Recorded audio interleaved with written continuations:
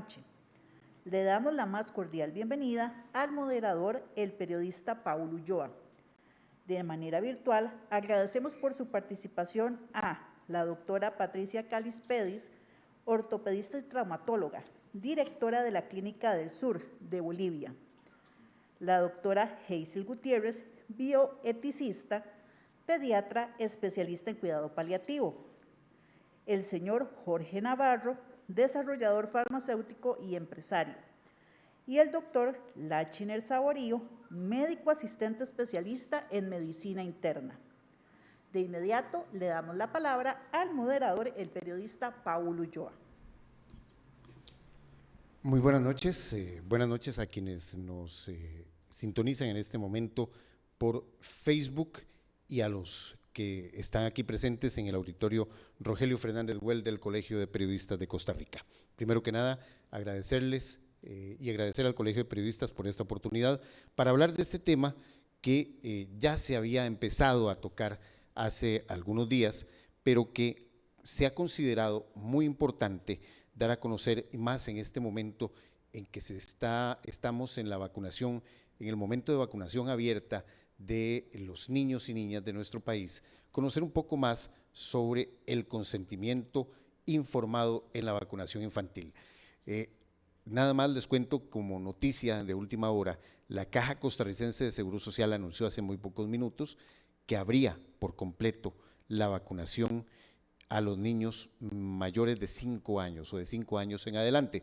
Hasta esta tarde la vacunación estaba de 9 a 11 años. Así que es un tema que tiene total actualidad y en la que esperamos a través de nuestra página de Facebook que ustedes nos participe, nos haga llegar a través de la página de Facebook sus dudas al respecto y más adelante con nuestros panelistas vamos a tratar de responder algunas de ellas.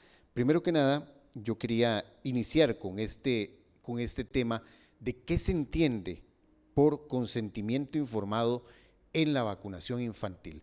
Este conversatorio, nada más antes de seguir, va a tener 3 bloques, se desarrollará en 3 bloques y cada participante contará con 3 minutos para ofrecer su respuesta. Vamos a iniciar con doña Patricia Calispedis desde Bolivia. Doña Patricia, yo quería hacerle la pregunta directamente. ¿Qué se entiende?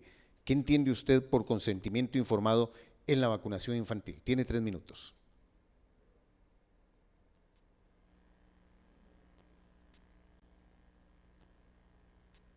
Doña Patricia, tenemos, no sé si puede activar el micrófono. Perdón. Ahora Muy sí. buenas noches. Buenas noches. Ahora sí. Hola. Muy buenas noches. Antes que nada, un agradecimiento desde acá, desde Bolivia, al Colegio de Comunicadores de Costa Rica por esta oportunidad de poder aclarar, hablar y más que nada sacar conclusiones que sean benéficas para todos, ¿no?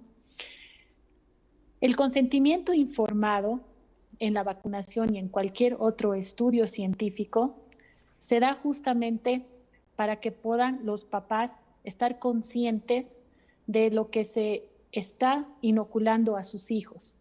Entonces, si estamos nosotros solicitando consentimiento informado a los papás, es porque justamente aún está en una etapa experimental.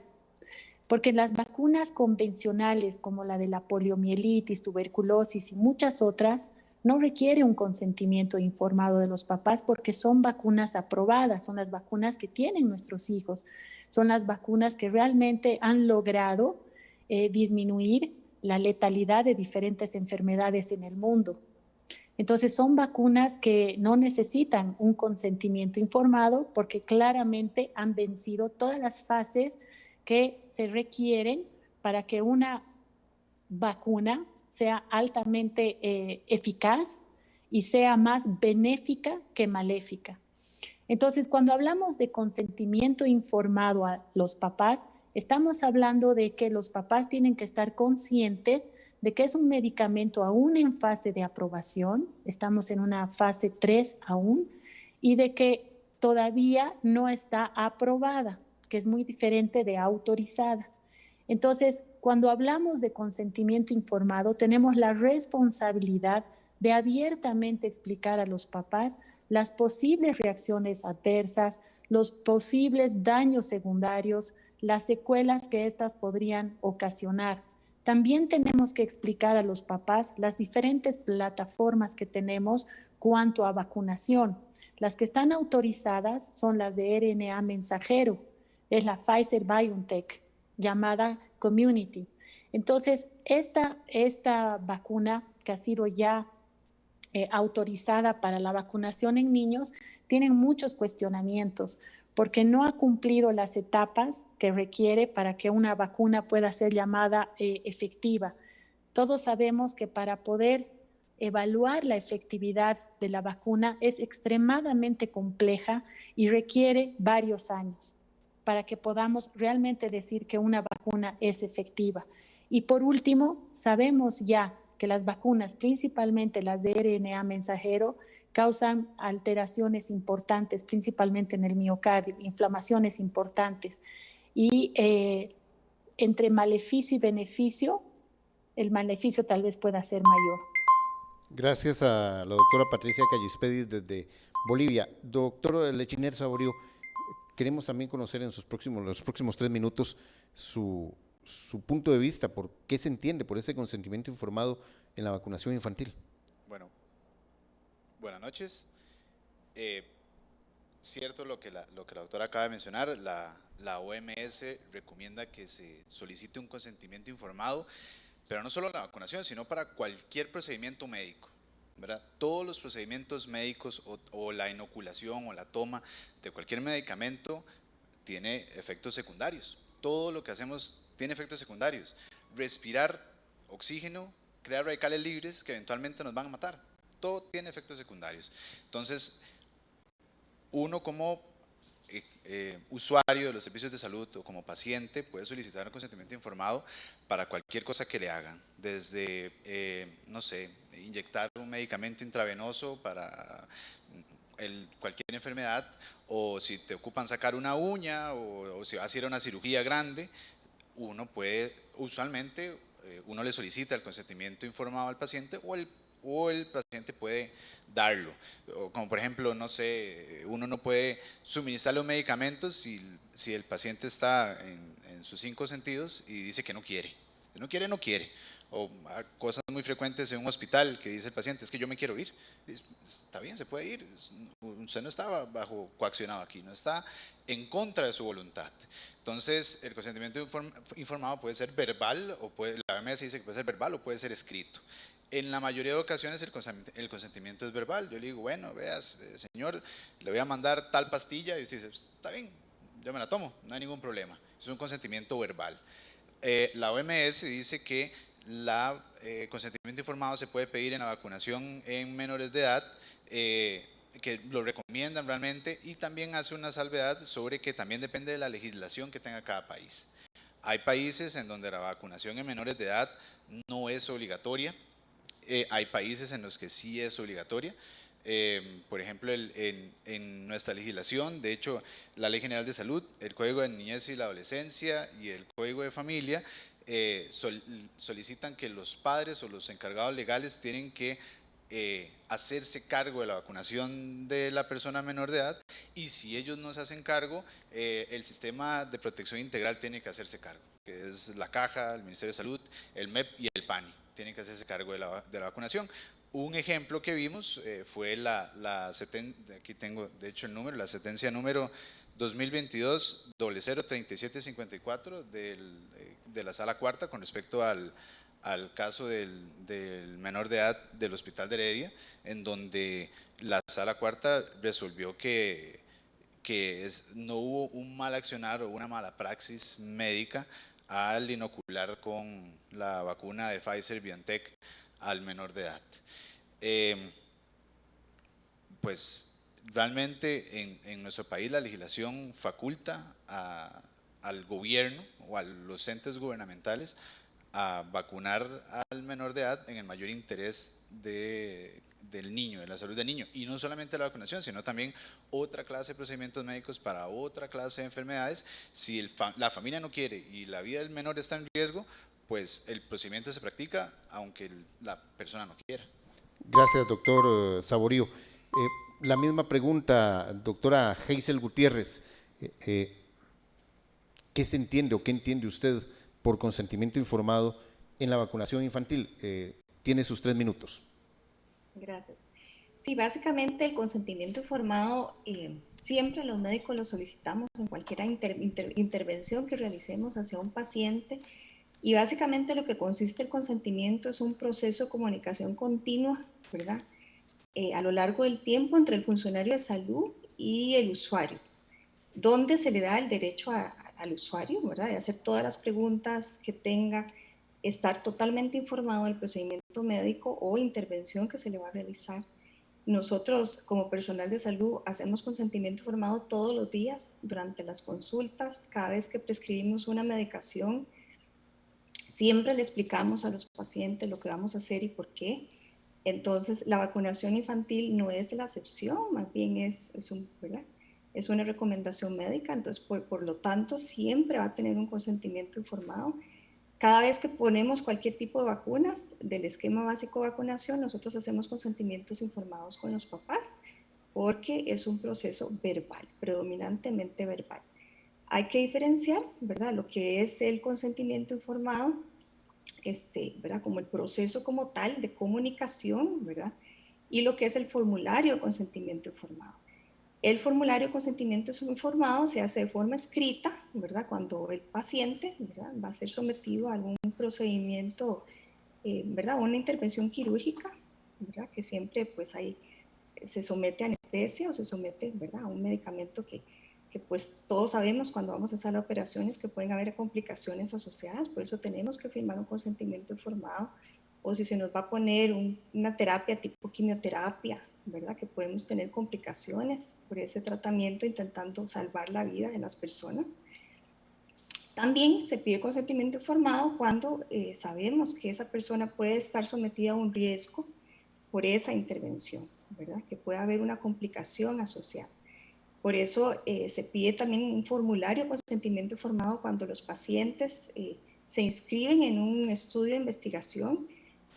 Estos papás, ¿verdad?, ¿verdad?, dieron la oportunidad a las casas farmacéuticas cuando se empezó a estudiar la vacunación, ¿verdad?, la vacuna infantil, ya hace muchísimo tiempo, ¿verdad?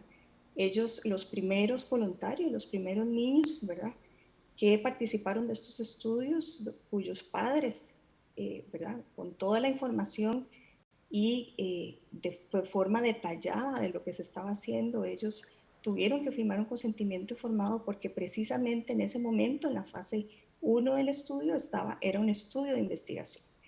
Posteriormente, la vacunación tiene, ¿verdad?, la vacuna contra COVID tiene todo el proceso al cual es sometido todas las vacunas o nuevas terapias médicas en las diferentes fases de investigación, y fue en ese momento donde ya se comprobó que era segura, eficaz y que no había completado su fase necesaria para probarse que tenía todos los requerimientos y que ya no era experimental. Por eso ahora solo se hace un consentimiento informado verbal.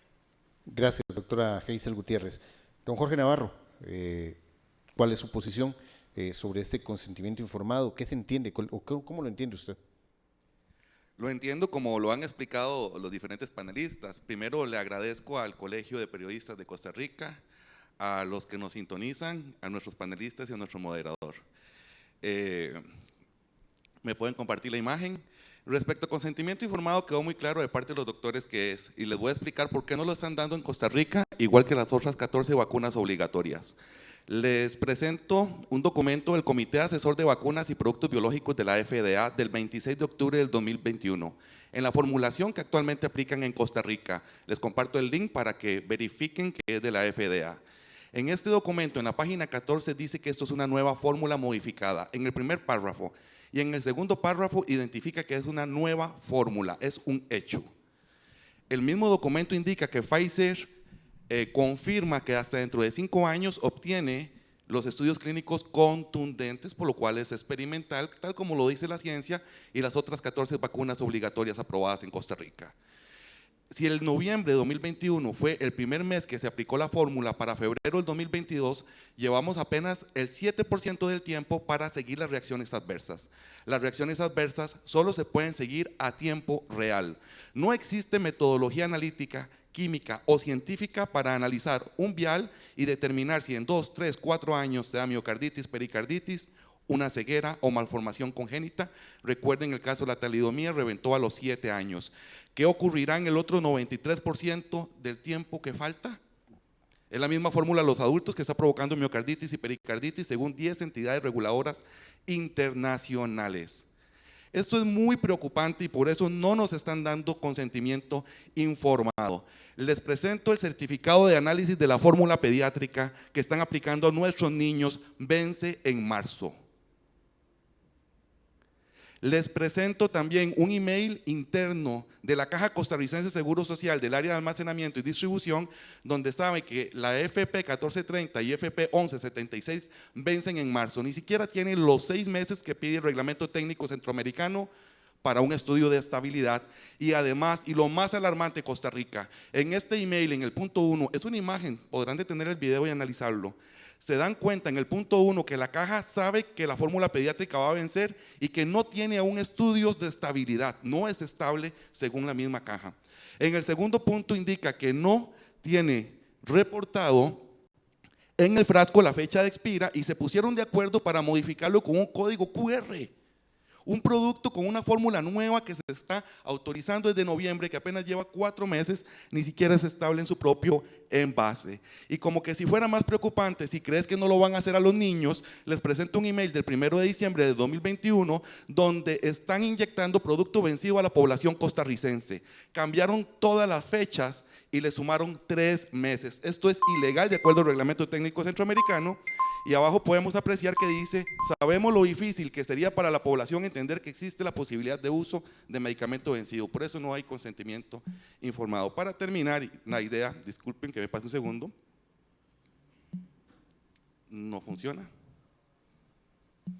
Bueno, para terminar la idea, el precontrato de AstraZeneca firmado por el ministro Daniel Salas indica en la primera página que estamos en estudios clínicos mundiales y, como les indiqué, duran 60 meses igual que Pfizer y la FDA, donde en la página 32 indica que el gobierno liberó al fabricante de cualquier responsabilidad por reacciones adversas. Al ser experimental y al nadie ser responsable, los responsables son los médicos. De inyectar esto, según el Código Hipocrático, no deberían.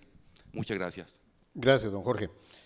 Quisiera ya encauzar un poco la discusión, o por lo menos el intercambio de ideas, en esta diferencia que se está dando entre la vacuna. Usted lo decía ahí, que hay una diferencia importante, don Jorge. Tal vez vamos a empezar al revés.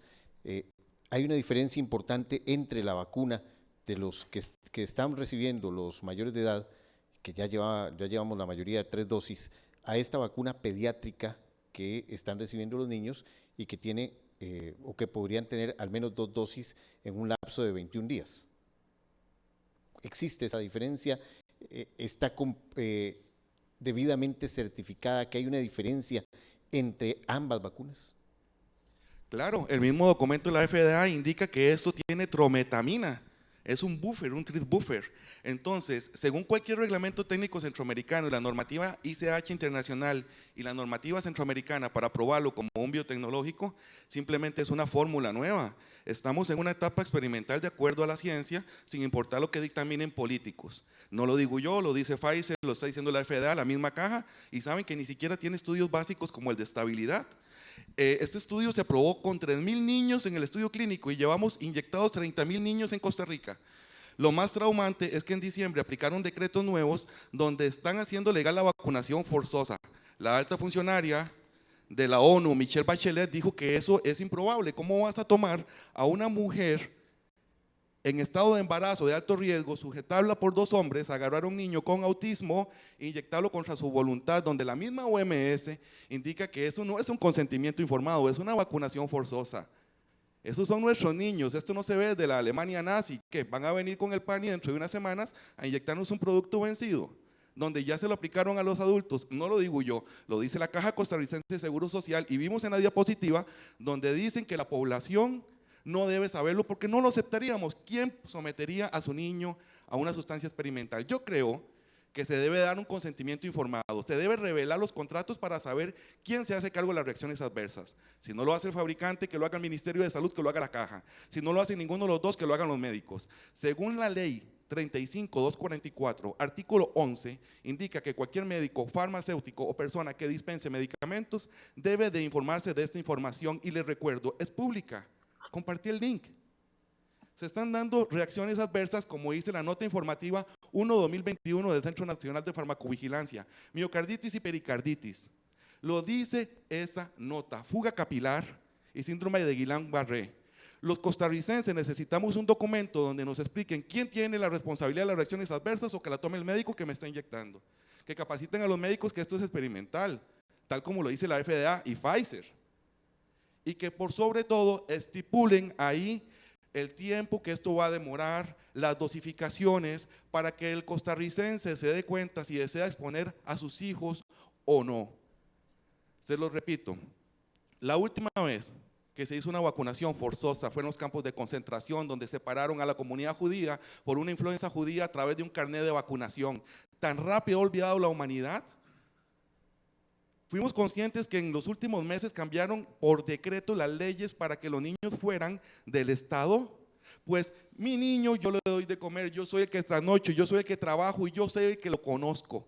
Yo soy el que debo saber, de acuerdo a un consentimiento informado, la mejor manera para vacunarlo, porque es un derecho humano. No estoy hablando de la vacuna o no. La OMS dice que puede existir obligatoriedad en conjunto con consentimiento informado, que han aplicado 10 países de alto estándar a nivel mundial. Gracias a don Jorge. Doctora Hazel Gutiérrez, vamos encauzando hacia este punto. Hay diferencias entre esta vacuna, y ¿qué opina usted, por ejemplo, de esto que está diciendo don Jorge? Muchas gracias. ¿Me oyen bien? Sí. Sí. Básicamente, con la vacunación infantil, los componentes son prácticamente los mismos. Lo único que varía es la dosis, ¿verdad? Que la dosis cambia según la edad, ¿verdad? Y pues son vacunas que son completamente seguras, que definitivamente tienen todos los estudios de seguridad. Inclusive, si ustedes se dan cuenta, desde que empezó la pandemia, ¿verdad? Ya hace casi 2 años y medio, pues se empezó estudiando a la población adulta, después se bajó de la población adolescente a la población infantil entre 5 y 11 años, y ahora se están haciendo los estudios de investigación en menores de 5 años. Todos estos procesos han tenido las 3 fases que son necesarias para todo nuevo medicamento, ¿verdad? Y que tienen regulaciones internacionales muy estrictas, ¿verdad? Donde son sumamente cautelosos. Ellos van comparando datos, inclusive cada vez que se incorpora una vacuna nueva al esquema de vacunación usual de los niños, primero tiene que pasar por un montón de requerimientos, ¿verdad? Donde la FDA hace inclusive recopila los datos de las casas farmacéuticas, hace un doble de alguna manera análisis, ¿verdad? Con un ente que es separado totalmente de la compañía farmacéutica, que es un ente neutral. Al menos la FDA siempre busca, ¿verdad? La Asociación Americana de Médicos, la Asociación Americana de Pediatría, hacen una comisión y ellos analizan esta vacuna, analizan los datos conforme estas fases de investigación van avanzando. Y al final del día, ¿verdad? Cuando ellos pues comprueban todos estos números con un ente imparcial y se dan cuenta que realmente los beneficios superan a los riesgos, solo así es cuando la FDA puede aprobar un nuevo medicamento, una nueva vacuna, donde realmente tenga todo el estándar de calidad, que asegura que es eficaz y que hay mayor beneficio que riesgo. De otra manera es imposible que ellos la hubieran aprobado. Entonces, realmente pues hay toda una legislación, un sistema, ¿verdad? Internacional para avalar este tipo de nuevas terapias. Y igualmente pasa en el ambiente europeo, por la agencia europea también. Ellos vuelven a revisar los datos y desde luego al ser una población vulnerable, ellos con niños sabemos, mucho más, ¿verdad? También cautelosos y no nunca menos que los adultos, pero conforme va avanzando en las poblaciones, ellos se van dando cuenta de que esta vacuna realmente protege, ¿verdad? Del COVID, en el sentido que baja las hospitalizaciones, disminuye la enfermedad grave y posiblemente, y con toda el peso, ¿verdad? Definitivamente previene la muerte infantil por COVID. Entonces, yo creo que está muy claro. Gracias, doctora Geisel Gutiérrez. Doctor Saborío, también vamos hacia este rumbo de conocer un poco esas diferencias y cuál es su opinión precisamente de esto que venía diciendo don Jorge. Bueno, el artículo en que se basa la FDA, la investigación en la que se basa la FDA para hacer la aprobación inicialmente de emergencia, porque es la única forma de poder darle luz verde a un medicamento de forma rápida en la FDA, se publicó en la revista médica de Nueva Inglaterra, se publicó a comienzos de noviembre del año pasado. No tengo el link para compartirlos, pero gracias a Dios el esfuerzo internacional ha permitido que usualmente las revistas médicas publiquen todo de forma gratuita acerca del COVID, cosa que no sucede con casi ninguna otra cosa, con ninguna otra enfermedad. Entonces se puede accesar, se puede entrar a la página de la revista Nueva Inglaterra, de Medicina Nueva Inglaterra, y ahí uno puede descargar el artículo principal, todos los apéndices suplementarios, toda la metodología que se utilizó para realizar este estudio, y se usaron 3 formulaciones diferentes, 3 dosis diferentes para esta vacuna, la aprobación de esta vacuna en niños. Se utilizó la dosis que se usa en el adulto, que es la de 30 microgramos, se utilizó una formulación de 20 y una formulación de 10. Al final de cuentas, se dieron, en la conclusión del estudio, vieron que la formulación de 10 microgramos tenía la mismo poder inmunogénico que la dosis de 30 y con el menor perfil de efectos adversos. Que entonces por eso fue que la dosis del adulto es diferente a la dosis del niño, porque se dieron cuenta que con 10 microgramos se obtenía la misma protección que con 30 microgramos. Y pues en la medicina todo es, actualmente la filosofía es menos es más. Entonces, si yo puedo dar menos y conseguir el mismo efecto, pues es mejor. Y eso no solamente aplica para la vacunación, aplica para cualquier intervención médica. Entre menos cosas pueda hacer para que el paciente esté bien, pues es mejor. Y ese es el caso de las vacunas. En ese estudio que se puede descargar en la revista Medicina Nueva Inglaterra, viene la descripción de toda la fase 1, de toda la fase 2, que actualmente no solamente para la vacuna de COVID, sino para todas las vacunas que hay en desarrollo de ARN y no de ARN mensajero, usualmente están funcionando la fase 1 y 2A. ¿Por qué? Porque sale muy caro producir una vacuna y usualmente las farmacéuticas no invierten plata en las vacunas. Entonces, para hacerlo un poquitito más rápido y no durar años de años, fusionan las 2 fases, y en el caso de esta, decidieron empezar la fase 3, inmediatamente terminó la fase 2. Hicieron una revisión estadística rápida y para poder iniciar de un solo con la fase 3. Todos los sujetos, los niños que se vacunaron durante el estudio, se vacunaron 6 meses antes del cese del estudio, que fue en octubre. Eso quiere decir que todas son personas que se vacunaron a comienzos del 2021 y fueron seguidos durante 6 meses, donde se valoró durante esos 6 meses el poder de protección de la vacuna y el perfil de efectos adversos. Entonces, y además, una vez que todos los medicamentos, no solo las vacunas, entran una vez que se empieza a mercadear, en estudios post-marketing, que pues eso es normal. Bueno, se acabó el tiempo, lamentablemente. Gracias, doctor Saborío. Doctora Patricia Callispedis, quería conocer también su opinión a este respecto, sobre estas diferencias y también sobre esta necesidad que se tiene de conocer aún más, tener mayor información sobre los componentes de la vacuna y además estos últimos hallazgos, tanto como lo que nos decía don Jorge, como lo que nos decía en este momento el doctor Saborío. Doctora, tiene nuevamente el micrófono apagado. Perdón. Gracias. Yo creo que primero es importante como médicos tenemos que tener la responsabilidad de, primero, no llamarlas vacunas, porque aún no son vacunas, ¿no? Es la primera vez en la historia de la humanidad que estamos usando RNA mensajero en niños. Entonces, cuando hablamos de vacunar en niños, yo creo que nos tenemos que hacer 3 preguntas básicas e importantes. ¿Es eficaz? ¿Es segura?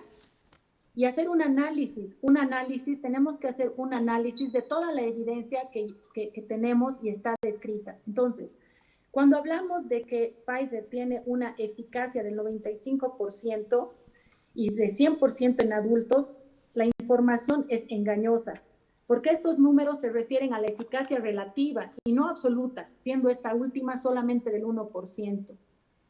Entonces, ¿es segura? Tenemos que respondernos eso. Ya tenemos una publicación en una revista británica que es The Lancet, publicada un estudio en el que demuestra que las vacunas contra el COVID no interrumpen la transmisión del virus. Entonces, estamos hablando de inocular a niños en una nueva plataforma que es el RNA mensajero, bajo una premisa de que las estamos salvando y estamos evitando que vayan a terapia intensiva o que tengan la enfermedad grave. Esto también ya está desechado. Estamos hablando de que el COVID-19 en los niños afecta tan solo al 0.0049%. Entonces, las 2 teorías para inocular a estos niños se van por agua abajo, haciendo el análisis basada en evidencia, versus un riesgo del 400% de miocarditis, de alteraciones neurológicas, de alteraciones en la menstruación, alteraciones en la fertilidad en niños y muchas otras alteraciones, sin tomar en cuenta una de las más graves, que es justamente la inflamación sistémica. Entonces, yo creo que tenemos que tener la responsabilidad de hacer un análisis si estamos realmente nosotros actuando bajo la primicia de la bioética y de la normativa que me imagino que hay en todos los países. Alegóricamente decir de que tenemos la responsabilidad de la vacuna, sí, sin duda. Tenemos que responsabilizar a todos los papás de vacunar a los niños, pero no de esta sustancia que no es aún vacuna.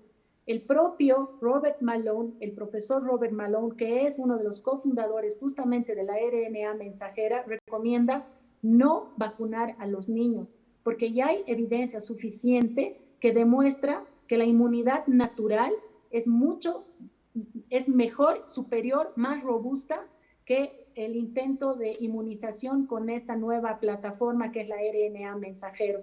De todo lo que estoy diciendo, yo le voy a pasar internamente los links donde podemos ver estas revistas. Gracias. Gracias, doctora Patricia Callispedis. Nace entonces aquí una pregunta. Estamos en una situación de una pandemia en la que la humanidad no estaba hace 100 años. Cabe también el hecho de cómo reacciona todo el mundo en particular. Existe, tal vez la palabra que no se debió utilizar fue vacuna, porque no es al fin y al cabo una sustancia que previene. Sin embargo, así fue llamada y fue elaborada en ese principio. A eso voy. No se van a conocer todavía los efectos de toda esta vacunación, mucho menos de la vacunación en niños. Pero ¿cuál es la opción? La opción era dar, en el caso de nuestros niños, un medicamento que puede ayudar a que no caigan en una gravedad o dejar exactamente que la naturaleza siga su curso. Y quiero iniciar tal vez con esa pregunta con la doctora Patricia, para volver en el orden que habíamos iniciado. Estamos en esa paradoja y la humanidad está en esa paradoja. Sí, yo creo que tenemos que aclarar algunas cosas acá. Estamos utilizando un remedio bajo la situación de emergencia sanitaria.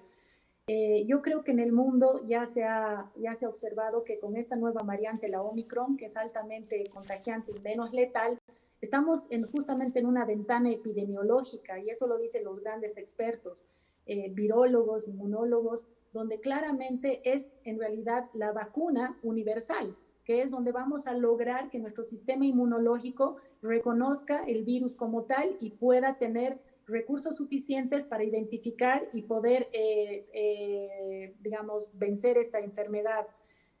Gert van den Bosch dice claramente que hacer vacunaciones masivas, aún en una vigilancia epidemiológica y estando aún en una fase experimental, es de mucho riesgo. Y ya tenemos evidencia suficiente de que hemos fracasado.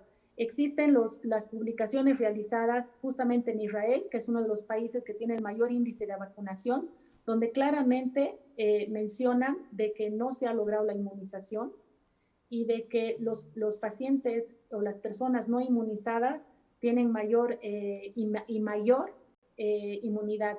O sea, la inmunidad natural es superior al intento de inmunización con estas plataformas, tanto la RNA mensajera como la adenovirus retroviral. Entonces, yo creo que deberíamos parar, deberíamos justamente reanalizar con toda la evidencia que ya tenemos y sacar conclusiones objetivas. Estamos sometiendo a niños a un remedio experimental. Yo creo que es más maléfico que benéfico. Dentro de la bioética tenemos los 4 principios que deberíamos justamente ponerlos en la mesa antes de una obligatoriedad, porque no podemos, primero, obligar estando aún en una fase experimental. Segundo, hacer responsables a los papás de esto sin hacer un consentimiento informado real, porque si uno le dice a un papá, vacunalo contra el COVID, probablemente el 90% de los papás quieran vacunar, pero si les decimos, ponle a tu hijo un remedio de RNA mensajero, de transmutación genética, yo creo que lo pensarían 2 veces. Entonces, versus los efectos colaterales, ¿no es cierto? Una vez más digo, tenemos el riesgo de letalidad muy bajo y un índice ya publicado de lesiones adversas superiores a la enfermedad. Entonces, estamos arriesgando a los niños con esta llamada vacuna a una miocarditis en un 400%, versus una enfermedad que solamente mataría el 0.0049%. Entonces, yo creo que deberíamos discutir y deberíamos frenar este intento de inmunización. Gracias, doctora Patricia Callispedis. Doctor Saborío, también encauzar la discusión hacia ese punto, la gran paradoja que tenemos en este momento, y también podríamos nacer con una pregunta sobre la cantidad de niños que pueden morir si no son vacunados. O sea, yo diría, no quisiera que uno de mis hijos se sacara la lotería y sea parte de ese 0.049%, pero tal vez encauzarlo por ahí. Existe esa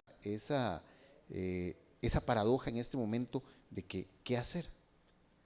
Bueno, ahora la doctora Callispedis habló algo sobre el término riesgo relativo y el riesgo absoluto. Interpretar porcentajes es muy engañoso porque ¿cuántos millones de chiquitos son 0.0049? Si usted lo toma, ¿a cuánta población hay en la humanidad? ¿Cuántos chiquitos hay en todo el planeta? Entonces, ese 0.000049 se traduce en millones de chiquitos. Son millones de muertes, millones de millones. Entonces, la cuestión es, ¿cuántos vamos a tolerar? ¿Verdad? Entonces, ese es justamente el juego de los porcentajes. Es que suena muy chiquitito cuando uno dice menos de un 1%, pero hablarlo en números macros es muchísimo más gente y no es tan fácil verlo así. Es igual que el COVID. El COVID no mata a tanta gente, sí, pues es cierto, no mata a todos los que, mata un pequeño porcentaje de los que infecta, pero cuando usted lo ve en números grandes, ese pequeño porcentaje se convierte en un número absoluto muy grande. Esa es la cuestión. Ahora, la cuestión acerca de, creo que estamos malentendiendo el término vacunación. Una vacuna lo que produce es una mejora inmunológica, es enseñarle al sistema inmune a defenderse de algo. No necesariamente eso implica que el sistema inmune, que la persona no se va a enfermar del todo eso. Yo he visto casos de tétanos, de gente que se vacunó cuando era pequeña y que le dio tétanos a los 40 años, pero nunca se puso la dosis de los 30 ni la dosis de los 40, le dio tétanos y se murió. Son casos raros, por supuesto, por dicha en nuestro país es raro, pero estaba vacunado de tétanos, con una vacuna reaprobada, que ha tenido el paso del tiempo, que nadie duda de ella, y se murió a pesar de estar vacunado. Entonces, la cuestión es que lo que pretende la vacunación es enseñarle algo al sistema inmune. También hay que tomar en cuenta que no todos los sistemas inmunes son iguales. Hay gente que ya de base tiene un sistema inmune muy débil. Los ancianos tienen sistemas inmunes de ancianos que no reaccionan igual ni al contagio, ni a la inmunización natural, ni a la inmunización artificial. Y esas son cosas que hay que tomarlas en cuenta. Entonces, al hablar de la vacunación, hay que tener muy claro eso. O sea, lo que se pretende es enseñarle algo al sistema inmune, y en ocasiones eso implica que pues, el sistema inmune se va a defender muy bien y no se va a infectar de nada, y en ocasiones lo que quiere decir es que por lo menos vamos a evitar en la mayoría de casos la enfermedad severa. Igual, no estamos tomando ahí en cuenta que puede ser que se haya inoculado la vacuna y la persona no levantó anticuerpos, no levantó inmunidad. Eso pasa frecuentemente. Yo tengo un montón de compañeros, a uno obligatoriamente le solicitan la vacuna de hepatitis B y después le solicitan hacerse anticuerpos. Yo tengo un montón de amigos que se han vacunado 6 veces contra hepatitis B y nunca levantaron anticuerpos de una vacuna 100% probada y que nadie aquí está discutiendo. Entonces hay muchos bemoles en la vacunación, y simplemente decir, no, es que vean, lo vacunó y igual se enfermó y se murió, pues es que no podemos generalizar. La vacunación es algo muy variado y hay que analizar caso por caso qué fue lo que pasó en ese caso para poder decir la vacuna sirvió o no sirvió, o fue mala o fue mal eficiente. No es tan fácil, y tampoco no es cierto que sea una vacuna experimental en este momento. Gracias, doctor Saborío. La doctora Hazel Gutiérrez quería conocer su opinión sobre este tema en que estamos discutiendo, esta paradoja que tenemos como sociedad. Sí, definitivamente, bueno, las vacunas son una estrategia de salud, ¿verdad? Tanto como lo fue el agua potable, ¿verdad? ¿Verdad? Esta vacuna del COVID realmente es un triunfo de la medicina, ¿verdad? Es una enfermedad que no conocíamos hasta inicios del 2020, y que sea 2022 y tengamos acceso todos los adultos a una vacuna, porque sí es una vacuna, ya cumplió todos los ensayos, no está en fase de experimentación de ninguna forma.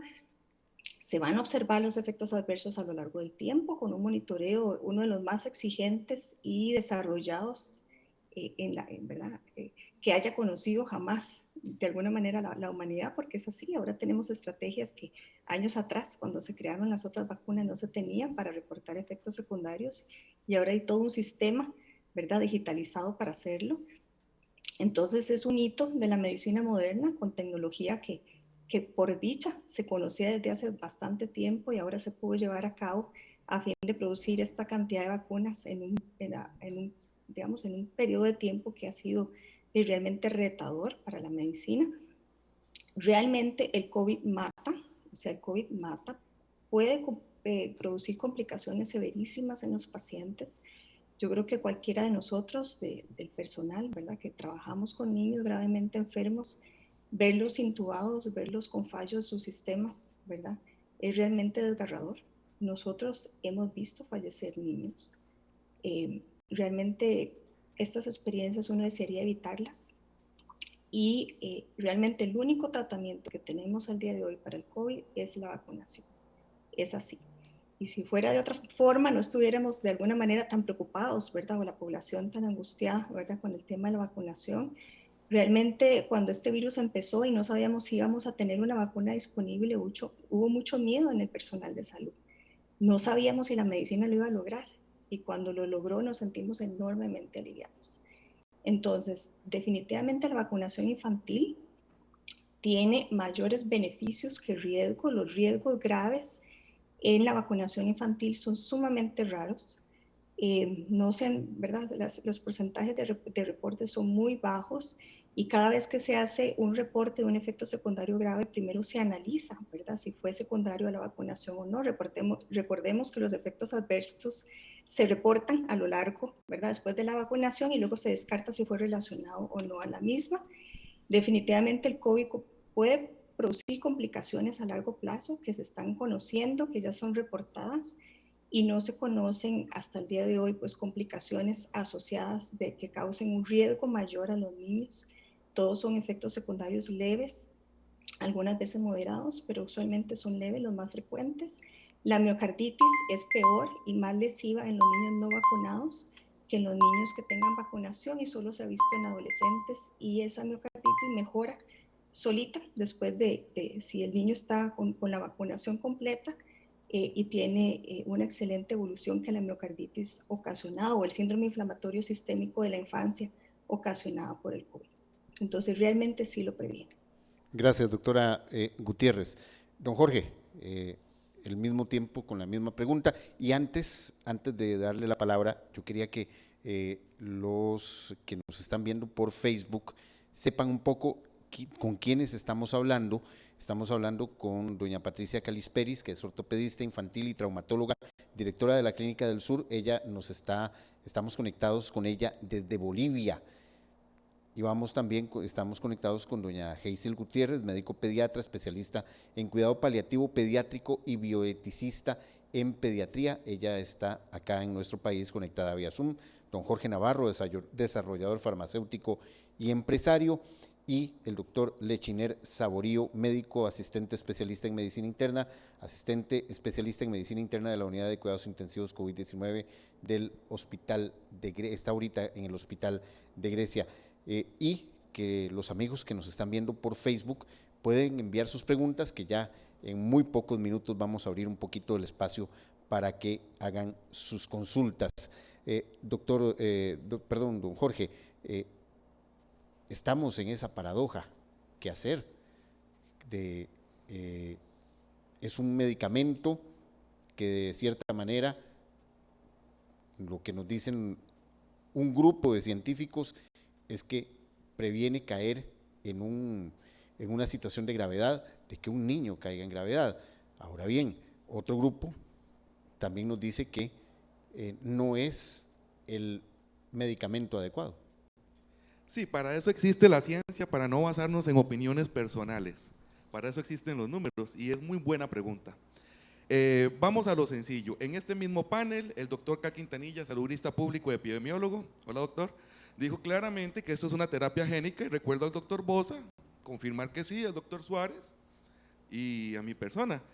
¿De dónde viene que esto es una vacuna? Si usted toma el contrato de AstraZeneca, lo llaman una potencial vacuna, y el de Pfizer Colombia, que el viceministro de Salud, Pedro González, confirmó que es análogo el 11 de noviembre en NC 11 Noche, indica que es una vacuna aspiracional. En efecto, es una vacuna experimental, porque tengo documentos de la caja donde me han confirmado que la fase 3 es experimental. La ciencia, y aquí cualquier doctor científico y farmacéutico se gana un Nobel si me dice cómo, analizando un vial, descartan que un producto que tiene una fórmula nueva hace 4 meses no produce una ceguera. ¿Cuál metodología química existe para saber que esto no produce una ceguera, una miocarditis o pericarditis? La doctora Hazel nos comenta que hay sistemas de reportes, qué bien que comentó. Hay algo llamado la Open Buyers, donde los médicos cargan la información y se evalúa si se somete con epicrisis, que lleva 22,000 muertes. Un crecimiento astronómico por la vacuna. Entonces, es increíble que estemos dando opiniones personales donde debemos de dar ciencia. Yo mostré el documento donde Pfizer indica que la fórmula es nueva. Durante 60 meses nadie va a entender qué reacción adversa va a surgir. Y basándola en la de los adultos, miocarditis y pericarditis. Ahora bien, como dice el doctor Lachiner, ya y ese 0.04, para hacerlo redondo, a nivel mundial, son muchos, pero 0.04 es muchísimo inferior que un 400%, porque no le aplicamos la misma proporción al 400%, donde nos está dejando claro que esto está siendo más peligroso que beneficioso, tal como dijo el Centro Nacional de Farmacovigilancia el 24 y 25 de diciembre, en una capacitación que hizo junto con Bicentenario.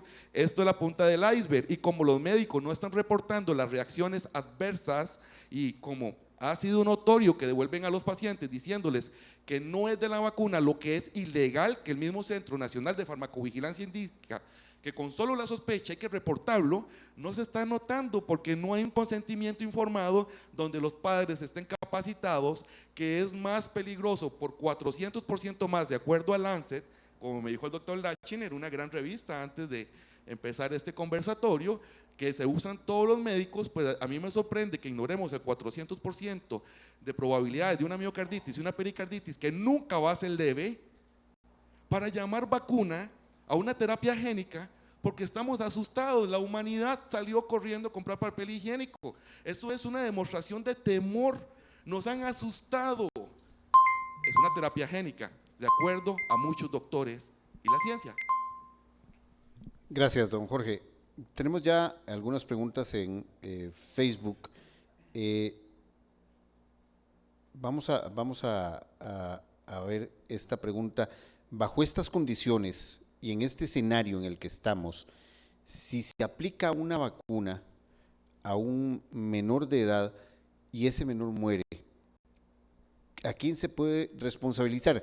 Quisiera empezar en este momento con los doctores, don Lechiner Saborío y doña Hazel, y ya después doña Patricia, y por último don Jorge, con esta pregunta: ¿qué pasa en este momento si en un centro médico costarricense se aplica esta vacuna y un menor muere? ¿Hay una responsabilidad? ¿A quién corresponde esa responsabilidad? Doctor Saborío. Bueno, lo primero, como hizo la doctora también, determinar si el efecto, si la enfermedad que ocurrió después de administrar un medicamento o hacer un procedimiento, el que sea, separándolo de la vacunación, lleva un proceso bastante largo, ¿verdad? O sea, que a uno lo vacunen hoy no quiere decir que inmediatamente es inmune a cualquier mal que haya en la humanidad, y que solamente el medicamento, la vacunación o el procedimiento fue deleterio, y que de aquí a 3 meses o a 5 años o a 10 años va a ser culpa de algo que uno le hicieron con anterioridad. Entonces, establecer el vínculo entre la acción A y la acción B es complejo. Primero que todo, no es tan sencillo. Y requiere muchísima investigación,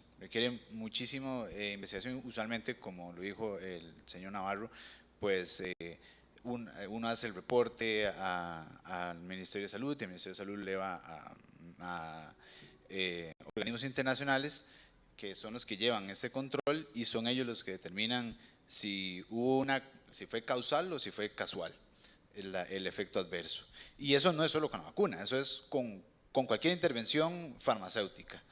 Ahora, pues el marco legal costarricense, pues lo que dice es que si en el caso de la vacunación infantil, pues al final de cuentas el encargado en primer lugar ¿cómo se llama?, de que la persona se vacune, pues son los padres o el encargado legal, y si no es el sistema de protección integral.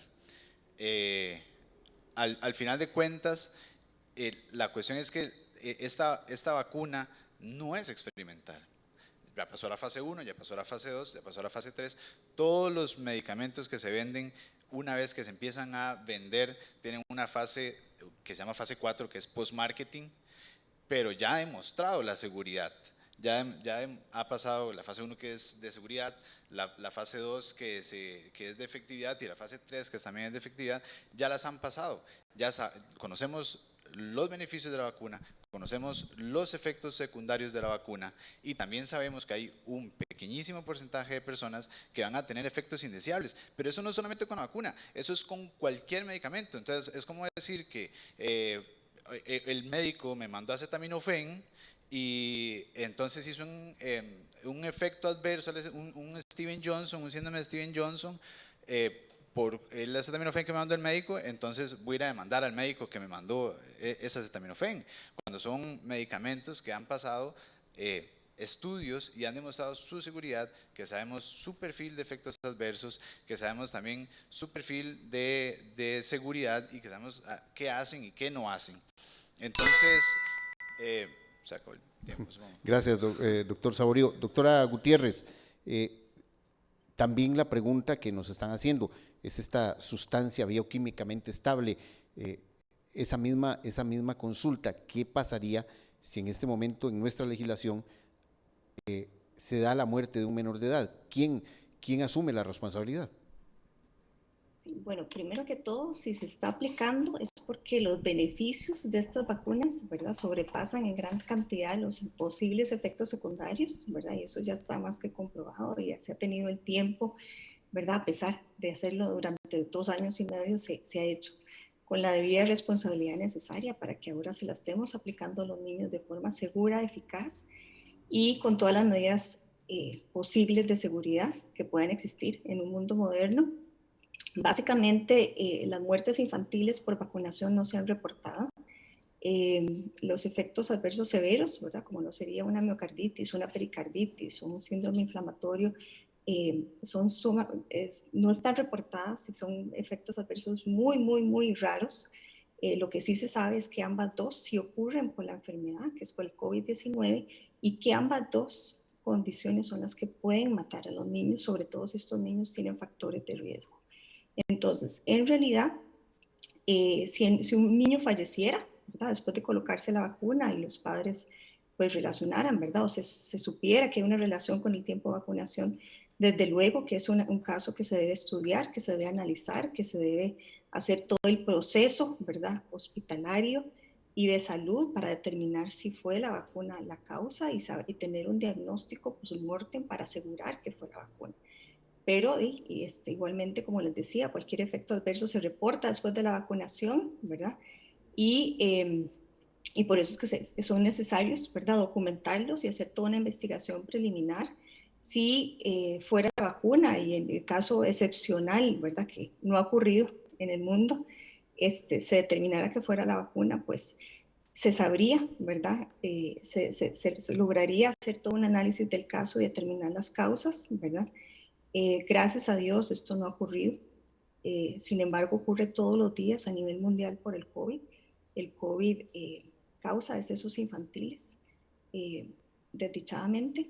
Entonces, más bien, yo insto también a los padres a pensar qué pasaría si uno de nuestros niños falleciera por COVID ante la negativa, ¿verdad?, de no quererlos vacunar, sabiendo que es una medida prevenible de la enfermedad, prevenible que este niño pueda fallecer por la infección viral asociada y toda la reacción en cadena inflamatoria tan severa que sí puede ocasionar el COVID en el organismo de un infante. Entonces, eso sería, digamos, lo más importante a tomar en cuenta. Si en nuestro país hemos perdido menores, y eso nos entristece a todos nosotros, quisiéramos que ya esta tasa de mortalidad pues se vaya viendo con el tiempo, aún hacia una mayor estabilización y disminución con la vacunación, así como se ha visto con los adultos mayores, que son, ¿verdad?, las poblaciones vulnerables, el adulto mayor y el menor de edad. Y ya ahora que estamos progresando con esta buena noticia de que se están ya vacunando niños menores, ¿verdad?, de los 8 o 9 años a nivel nacional, realmente insta, ¿verdad?, a más bien buscar esta vacunación, a dejarnos guiar por la información científica, ¿verdad?, clara, por los controles seriados ya establecidos, ¿verdad?, y que nos dan la información tal y como es, ¿verdad?, para que todos los padres de familia tengan esa seguridad a la hora de llevar a sus niños a vacunar y no basarse en miedos, ¿verdad?, que no existen aún, ¿verdad?, que no están comprobados y que la investigación científica pues no les da crédito en ese sentido.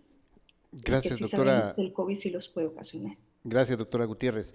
Don Jorge, aunado a todo esto, también podríamos preguntarle, bueno, ya llevamos 1 año de vacunación en adultos y si ha habido o si existió una baja en la cantidad de casos que atiende la caja. Podríamos decir que el uso de esta sustancia en adultos tuvo un efecto de bajar los casos, además de que el virus de por sí ha ido en una degradación propia del virus, pero entonces si la vacunación o la aplicación de esta sustancia podríamos decir, o a nivel ha sido exitosa en bajar los casos, ¿por qué no replicarlo en los niños? ¿Puede existir esa pregunta? Sí, y así empiezo dando respuesta tal vez a algo que ya preguntaste. ¿Quién tiene la responsabilidad? El doctor Lachiner no supo decir si el fabricante, el Ministerio de Salud, la caja o él como médico. La doctora Hazel no me supo decir, me anduvieron en las ramas, si es el fabricante, el Ministerio de Salud, la caja o el médico. Donde me siguen repitiendo opiniones personales como que es segura y eficaz, donde yo estoy dando datos, que la fórmula es del 26 de octubre según la FDA y Pfizer. Donde el 0.04% de los que han muerto en Costa Rica, 31 niños, lamentables fallecimientos en 2 años, el 15% tenían comorbilidades. Entonces, es algo muy curioso porque el contrato no nos defiende, el contrato dice que nos van a inyectar aunque nos enfermemos. El Ministerio de Salud dice que aplica la caja dice que el Ministerio de Salud lo exige, y los médicos, ni aún viendo un documento de la FDA evaluado del Comité Asesor de Vacunas, logran aceptar que es experimental y se acaban de ganar el Nobel al decirme que pueden saber que es segura, donde la ciencia, la ICH, Comisca, la caja, los reglamentos técnicos centroamericanos ocupan estudios clínicos contundentes, y a todos los que nos escuchan pongan atención. Pfizer dijo que iba a entregar los estudios clínicos en 75 años. Un juez en Estados Unidos los obligó a que sean 5 años. Las aprobaciones que hay es sin estudios clínicos contundentes, y cualquier periodista de esta valiosa institución lo puede verificar. Que usted firme que es vacuna, como hicieron en el contrato, no lo hace vacuna una terapia génica. Y me extraña que no me respondieron quién es el responsable por este producto, y me dan opiniones donde estoy dando datos. Doña Patricia Callispellis, también la misma pregunta. Doctora, ¿en qué sentido también, si hemos tenido una baja importante en los casos a nivel mundial cuando se ha aplicado la vacuna, ¿por qué no considerarlo en los niños? ¿Y por qué quién asume responsabilidades? Gracias, muchas gracias por la pregunta. Yo creo que aquí hemos hecho afirmaciones muy peligrosas, porque afirmar que una vacuna es segura y que es eficaz, yo creo que no hemos cumplido los mínimos 5 años como para poder afirmar así de una forma tan vehemente y claramente no basado en ningún estudio. Yo pediría por favor a los doctores que me envíen los estudios en los que se han basado para afirmar primero que es segura y segundo que es eficaz. Porque la evidencia que yo veo de la última publicación de revistas serias como The Lancet and The Circulation es de que claramente el riesgo de morir por la enfermedad es infinitamente inferior al riesgo de tener una miocarditis. Como dice el profesor Peter McCougal, uno de los cardiólogos más importantes en Estados Unidos, cardiólogo pediatra, es as clear as water, o sea, es tan claro como un cristal o como una agua afirmar que la RNA mensajero causa miocarditis graves en niños. La miocarditis no es una lesión menor. Entonces, aquí está en mi mano The Circulation, donde claramente dice, el último informe de eventos adversos de la VAERS en los Estados Unidos, con 927.738 informes reportados, demuestra claramente que el riesgo supera los beneficios.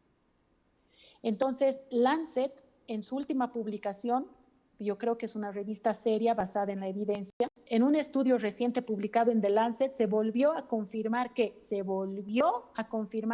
no es el primer estudio ni el último que afirma que la prevalencia del virus está aumentando en personas completamente vacunadas.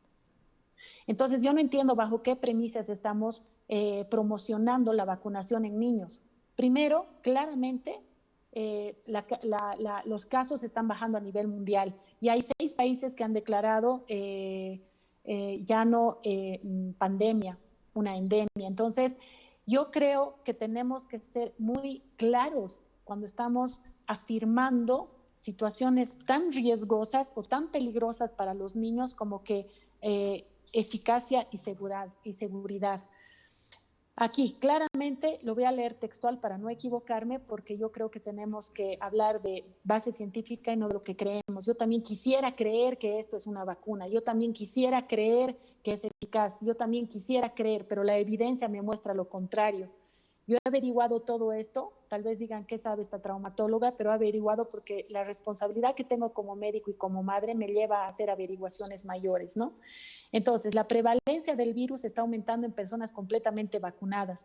Después de inspeccionar las nuevas infecciones en Alemania, los investigadores encontraron que la tasa de casos entre las personas mayores de 60 años o más plenamente vacunadas ha aumentado del 16.9% en julio al 58.9% en octubre. Eso es un aumento del 42%, lo que sugiere que las personas completamente vacunadas son fuente importante de transmisión de COVID. Entonces, si estamos vacunando a los niños bajo la premisa que son ellos los que pueden ser transmisores, y otra premisa que usamos es la que a mayor número de personas vacunadas, mayor cantidad de aplanar la curva, menor virulencia, eso también estaría siendo completamente nulo con ese estudio que se ha realizado en The Lancet, ¿no? Entonces yo, por favor, quisiera ver qué estudios tienen para verificar justamente y para afirmar que es eficaz y es efectiva. Porque claramente el estudio que ha presentado Pfizer-BioNTech es un estudio viciado, no lo digo yo, lo dice Michael Edom, que es un ex funcionario de Pfizer, una persona que no es antivacunas ni es negacionista. No, lo que queremos aquí es que el mundo sepa de que todavía estamos en una fase experimental. Eso no lo podemos negar, porque afirmar que ya se ha terminado el análisis en una nueva plataforma, primera vez utilizada en la humanidad, después de apenas un año, es una irresponsabilidad. Tenemos que saber los efectos secundarios a mediano, corto y principalmente a largo plazo, principalmente cuando estamos usando RNA mensajero. Gracias. Gracias, doctora Patricia Calisperis. Yo quería ya iniciar en este momento la etapa de conclusiones y ya lamentablemente el tiempo nos está ganando, como en todos estos conversatorios, y la idea es continuar dando más espacio a este cruce de ideas. Yo quería, doctora Calisperis, tal vez un cierre, una conclusión, un minuto, por favor, para que ya podamos cerrar con este conversatorio. Adelante. Bueno, no quiero dejar de agradecer este espacio. Yo creo que son muy importantes para que podamos tener justamente lo que buscamos todos, que es medicina basada en evidencia, no en creencias y mucho menos en papeles. Yo creo que hemos tenido la irresponsabilidad a nivel mundial, todas nuestras agencias reguladoras de medicamento han tenido la irresponsabilidad de aprobar documentos, porque no creo que ninguna de ellas hayan hecho un análisis de los viales de cada una de las vacunas. Eso es una irresponsabilidad para con la humanidad. Segundo, yo creo que todos aquí estamos a favor de una sola cosa, que es preservar la vida. Yo no creo que hayan grupos diferentes, todos somos médicos, todos hemos hecho un juramento hipocrático. Yo creo que tenemos que analizar la evidencia. Entonces, la primera evidencia clara es el informe de Pfizer-BioNTech con su nombre comercial Comirnaty, que en octubre, el 26 de octubre del 2021, en su página 14, claramente dice que ha modificado la fórmula y ha colocado trometamina. Entonces, ¿por qué? ¿Para qué? Si es tan segura, tan eficaz. Entonces, yo creo que nos tenemos que hacer muchas preguntas. Muchísimas gracias y buenas noches. Gracias a la doctora Patricia Calisperis desde Bolivia. Muchas gracias por su participación en este conversatorio. Doctor Lechiner Saborío, un minuto, por favor. Bueno, si vamos a hablar de un fármaco, hay que hablar de los estudios que lo llevaron a la aprobación o no. Realmente los panelistas aquí que están en contra de la vacuna, pues nunca hablaron del estudio de New England que se publicó. ¿Qué fue lo que no les gustó? No les gustó la aleatorización de los pacientes, no les gustó los grupos de edad, la raza, las patologías, las edades. Hablemos de la carne del estudio. ¿Qué fue lo que no les gustó? Que no incluyeron los suficientes centros hospitalarios, el manejo estadístico, que debieron haber utilizado otra metodología estadística, cómo fue que aleatorizaran a los pacientes, porque eso es lo que tomamos en cuenta a la hora de tomar una decisión médica, basándonos en un estudio. Decimos, bueno, analicemos el estudio, faltó gente, no faltó gente, logró alcanzar el poder estadístico que se esperaba, cosas duras, datos de verdad, y los tenemos. están gratis. Toda la información de COVID está gratis. Y antes de, yo sé que ya me pasé el tiempo, pero quiero decir algo más. En Liverpool se hizo un estudio donde siguieron a 718.365 personas que se infectaron por COVID. 5% de ellas, que eran 35.820 personas, desarrollaron miocarditis. Que por cierto, no es cierto que todas las miocarditis sean severas, puede haber leves, moderadas y severas, igual que la pericarditis también. Y 1.5%, que representan 10.000 personas, hicieron pericarditis. Con la vacuna, en un estudio en un centro de salud en Israel, se dieron cuenta que de 2.5 millones de personas que se vacunaron en ese sistema de salud, solo 0.002%, que representaron 54 personas, desarrollaron miocarditis. Ahora, si el día de la incidencia de miocarditis periparto, que es de 1 por cada 4.350 vivos. O sea, es más probable que a una mujer que queda embarazada hoy y que dentro de 9 meses tiene su bebé le dé miocarditis periparto que si te vacunas de COVID. Entonces, hay que poner las cosas en su justa proporción. Aquí nadie está diciendo que satanizando el parto o el embarazo, a pesar de que es más probable que te dé una miocarditis periparto a que te dé miocarditis por la vacuna. Gracias al doctor Lechiner Saborío. Doctora Hazel Gutiérrez, su cierre lo más cercano al minuto, porque usted es la que también tiene que irse ya. Le agradezco mucho que nos dé sus conclusiones. Doctora, tiene el micrófono apagado. Gracias, perdón. Sí. Bueno, el COVID para la población en general, saber que puede tener repercusiones a corto, mediano y largo plazo en los niños, ¿verdad? Así como lo ha tenido en los adultos también. Tenemos una herramienta para, ¿verdad?, para prevenirlo, para mitigar complicaciones, para mitigar mortalidad, que ha cumplido con todos los requerimientos que necesitamos, ¿verdad?, para poderla poner de forma segura y eficaz, que es así como es la vacuna. Instar a los papás a cuidar a sus hijos, a velar por su salud, es el fin primordial de todos nosotros, los padres de familia.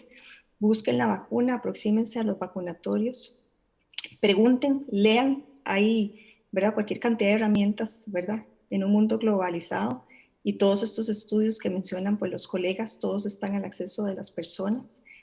Busquen las páginas oficiales de información oficial, no páginas que no sean oficializadas, y entérense muy bien, busquen riesgos y beneficios, y sin dudar, sin ninguna duda, busquen el mayor beneficio para su hijo, y que si el COVID llega al hogar, su niño ya esté inmunizado, esté protegido, y tal vez pueda infectarse. Ninguna vacuna es 100% efectiva, nunca lo hemos dicho, todas las vacunas, no hay una vacuna perfecta, pero sí existen y fueron y han sido realizadas para preservar la vida, que es el fin que nos tiene a todos juntos, ¿verdad?, en el personal de salud, velando por el bienestar superior de los menores. Gracias a la doctora Hazel Gutiérrez. Don Jorge Navarro, lo más cercano al minuto, sí, también. Muchas gracias. Lo más importante, acabamos de entender por qué ocupamos un consentimiento informado. No nos saben decir los propios médicos que nos dicen que nos vacunemos, quién se hace cargo de las reacciones adversas, fabricante, Ministerio de Salud, la caja o el médico. Aún viendo que no conocen el contrato, se atreven a aseverar que esto sana donde el presidente Carlos Alvarado con 2 dosis tiene COVID, demostrando que entre un vacunado y un no vacunado, la mejor semejanza es que la vacuna no inmuniza. Ninguno de los dos están inmunizados. Y hay una gran diferencia entre vacunados y no vacunados. El código QR, que se convierte en un permiso para contagiar porque no previene el COVID. Es la única vacuna comparada con las otras 14 que discrimina a las personas, que segrega a las familias, que está coaccionando empleados y que no inmuniza.